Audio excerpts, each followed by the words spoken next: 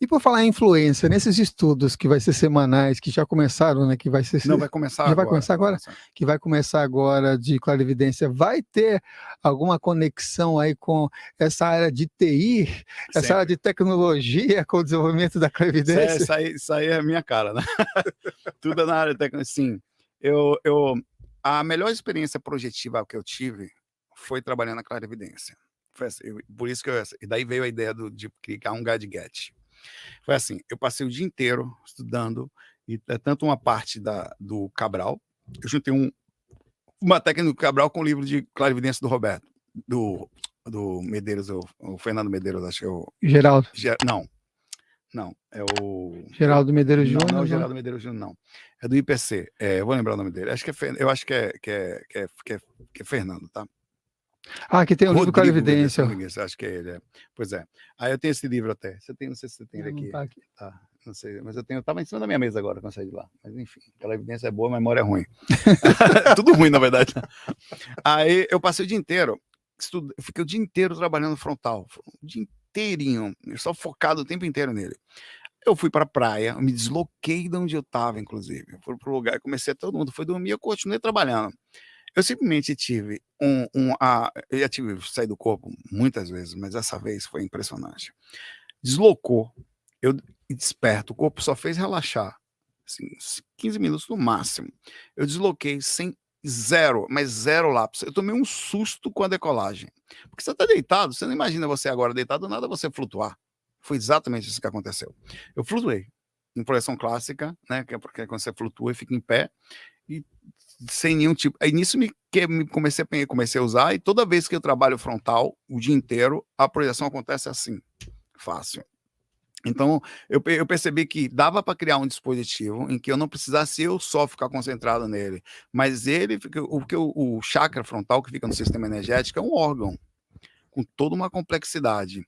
Como qualquer outro órgão, você tem que fazer a elasticidade dele, fazer exercício, quanto mais você faz, melhor ele fica, a interação do que você vai fazer, e também você pode usar alguns dispositivos que facilitem isso. Inclusive, existem situações que você pode fazer, tem máquinas, equipamentos que você usa que facilita. Então, a ideia qual é? Desenvolver um gadget, já estou pensando nisso, em que você tipo um Google Glass, só que a diferença é que vai ser um óculos só para o frontal, onde ele vai encaixar direitinho em você aqui, como se fosse tô tentando achar um design que não fique feio, o cabo usar isso pela rua, né?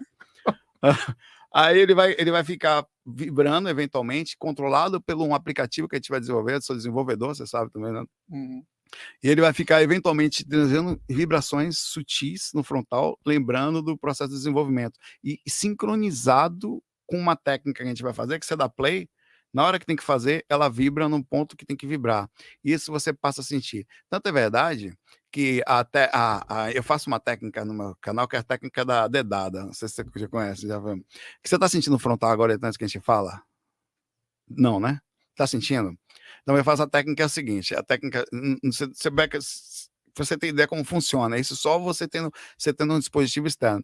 Eu peço para as pessoas fecharem os olhos e colocarem 2 dedos na frente da testa dela, aos 30 centímetros mais ou menos, mas sem ter noção, ela não pode saber qual é a posição que está o dedo dela. Então ela vem vindo de olhos fechados em direção a ela mesma, bem devagarzinho, até quase encostar, não encosta. O ato de você fazer isso, até quase quando você chega quase a encostar, não deixa encostar, faz com que você tenha indução psicológica, de como se fosse outra pessoa pegar. Você não sabe a distância, então você não sabe quando vai encostar. E o ato de encostar faz abrir mais rápido. Então, e não sabe. Então, eu comecei a pensar num dispositivo que ajude a você passar o dia inteiro com um aplicativo junto disso, né? Você controla o tempo que ele vai lhe dar um pulso, que é para fazer um pulsinho, para você sentir, ou na hora de fazer a técnica, você dá play, sincroniza com a técnica, e na hora de fazer o trabalho, ele faz esse processo com você. Tá? Olha. Loucura não falta aqui, professor Padal. Ai, que ótimo, né? E aproveitando, né? Tem muitas pessoas também que nos acompanham e estão nesse processo que também de desenvolvimento, outras pessoas já têm clarividências e aí aparece aqui no chat que foi para com inspirações, o que pode fazer. Eu vou depois trazer algumas perguntas para essas pessoas também, o que pode fazer quando aparecem essas presenças que, vamos dizer, um pouco quanto indesejadas. E no caso dela não ter a clarividência, desenvolvida, quais são os sinais de que ela está passando por um processo obsessivo? E como é que ela pode lidar com esses processos obsessivos, sem ser pela percepção visual específica, né? Aham. A clarividência, a projeção astral, elas são situações que estão todas elas funcionando o tempo inteiro em estado, digamos assim, mais latente, mais travado, assim, mais lá embaixo. As pessoas elas não perdem nenhuma coisa nem outra, bem como as percepções do que estão acontecendo. A gente só para de questionar. Tem gente que fala, não sinto nada, não consigo, você sente. A prova disso é que você vai perceber que, não sei se você, que a madrugada, normalmente, a gente fica com a mente muito mais calma, centrada. É a hora que você consegue desenhar, que você consegue estudar, que você consegue se dedicar a qualquer coisa, até tocar ou jogar. Não sei se você sente a madrugada também, normalmente é a melhor hora para você fazer qualquer coisa. Então nós temos sensibilidade. Eu costumo falar, para você descobrir se você está com um processo obsessivo ou com alguma influência sobre você, que às vezes a influência não é um espírito, é a casa que você está, as pessoas que estão morando perto ou a região que você está morando. Você sofre influência sobre daquelas pessoas sobre você. Você precisa, em princípio, conhecer qual é o seu normal, não está nem se sentindo bem, no momento melhor que você está. Através daquilo você fala, eu estou nesse momento sem influência, por exemplo, uma hora de madrugada em que você está centrado, eu estou sem influência alguma agora, sentindo minha mente absolutamente calma, centrada, eu consigo fazer qualquer coisa com paz ou com alguma dedicação, sem agonia, digamos assim, aquele é mais ou menos o seu normal sem influência. Fora disso, você tem que começar a questionar. É daí que vem. Não existe nada sem questionamento. Por que que eu estou ansioso? Por que eu estou agoniado? Por que que eu estou sentindo desinteresse ou pensamento sei lá, de culpa? Porque uma das coisas da obsessão que mais dá é um pensamento de culpa sem você ter feito nada. Parece que há uma coisa errada o tempo inteiro. Você sente uma agonia ou uma angústia que não tem explicação. Isso é para você ligar o alerta já. Esse alerta pode ser por causa de aspectos seus próprios, não necessariamente espíritos, uma desarmonia química ou um processo que você vem passando até de abertura à depressão, se não tomar cuidado, que abre o ponto para a espiritualidade, abre o ponto para a assédio. Aí você vem dentro disso vícios, que são outros pontos que facilitam bebidas, drogas, cigarro, sexo, qualquer coisa que tire você do normal. E aí você tem que fazer esse comparativo. Dentro disso você fala, já não tenho controle de mim sobre esse momento.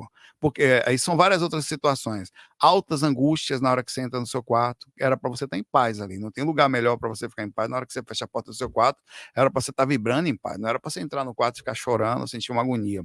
Isso são pontos de críticos que eu costumo falar assim, que você já pode pensar em processo obsessivo. Se não tem, vai ter. Dificilmente você vai ficar muito tempo num estado de vício ou de baixa sintonia sem já ter uma influência sobre você. Por isso que às vezes até sair de um processo de vício de baixa influência, você precisa ter o pensamento de que espiritualmente não é tão fácil por isso. Existem algumas práticas diárias que são feitas, né, inclusive no IPC, que é os tenepsista, né, tenepsista, o de TENEPS. E uma pergunta lá do início do programa que eu fiz, até como chamada para quem está nos acompanhando, é se existe algum perigo em exteriorizar energias. Ó, eu não vejo perigos em você fazer isso, até porque nós já estamos o tempo inteiro trocando aqui, agora nós estamos trocando auricamente. O processo é só a compreensão do mundo que nós vivemos e de quando você abre, se eu abro aqui agora um lugar para doar cesta básica aqui na frente, vai fazer uma fila daqui até outra rua.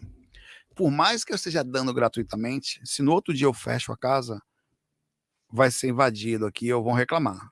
Vai ter reclamação.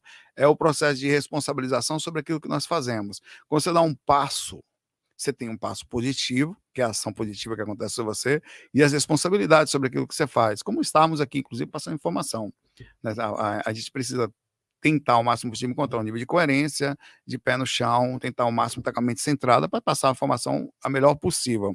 Há uma consequência se eu não do que eu faço, mesmo no processo espiritual, dos assédios, nós sabemos disso. Nós começamos a mexer com mentes, as pessoas começam a modificar energeticamente. A pessoa só de pegar uma técnica que nós fazemos e fazer dentro de casa, ela já muda a energia da casa. Então, quando você começa a fazer ser um tenepsista, por exemplo, que é o que eles falam, é o ato de a técnica da TENEPS é assim, tarefa energética pessoal, é uma técnica, deve ter aqui o manual da TENEPS, né? Eu creio. Eu tenho ele lá em Recife, aqui, não sei. Mas deve estar, se não tenta por ali. O manual da TENEPS é uma técnica que eu todo dia, no período que você escolhe, de mais ou menos entre 3 horas, você para 1 hora para doar energia. E você tem que fazer todos os dias. É uma responsabilidade que você assume. Que você normalmente faz num ambiente só. Isso não, o ATNEPS é normalmente indicado a pessoas que têm um tempo para ficar consigo mesmo, normalmente aposentados, e pessoas que já estão com um compromisso de seriedade do quanto isso é forte.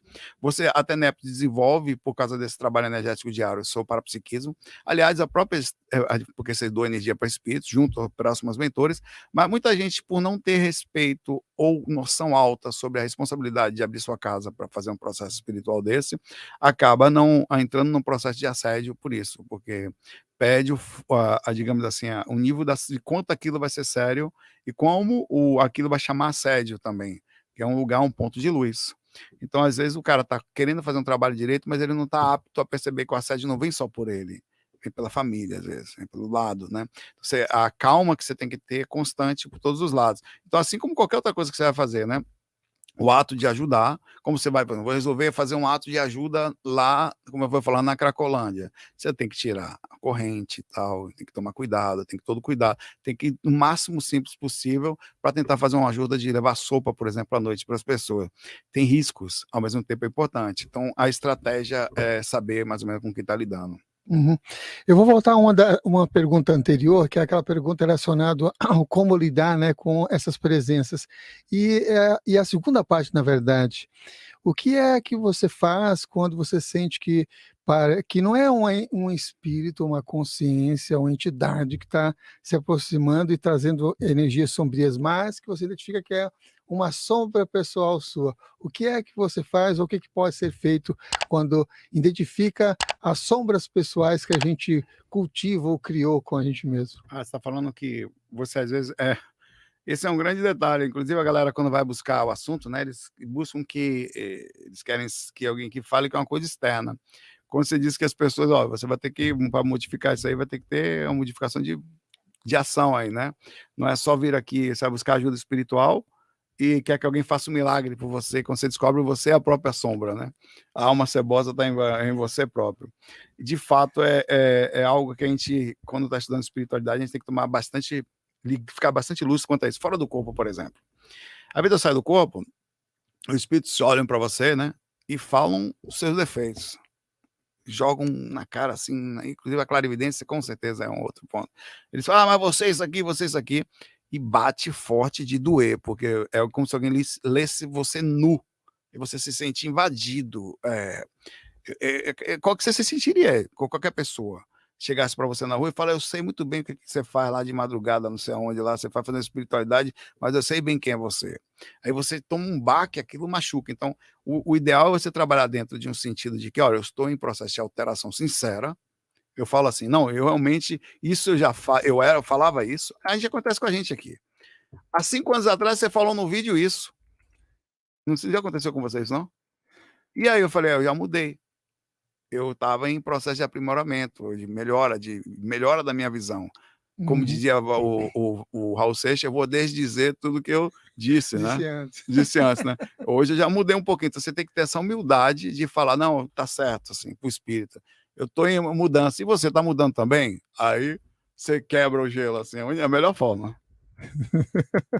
Muito bom. Por falar em Raul Seixas, você escutava Raul Seixas e que outras músicas? Muitas. Eu fiz várias versões de Raul Seixas, né? Inclusive, quem não sai do corpo fica preso nesse mundo, mas não é bem verdade. É, que é o Pluti Platizum, sem fazer é ver, não vai a lugar nenhum. Tem que estar alinhado, esterilizado, absorvido, equilibrado e gente boa se quiser voar. Eu fiz algumas versões dele aí, de Raul. Gosto muito de Raul.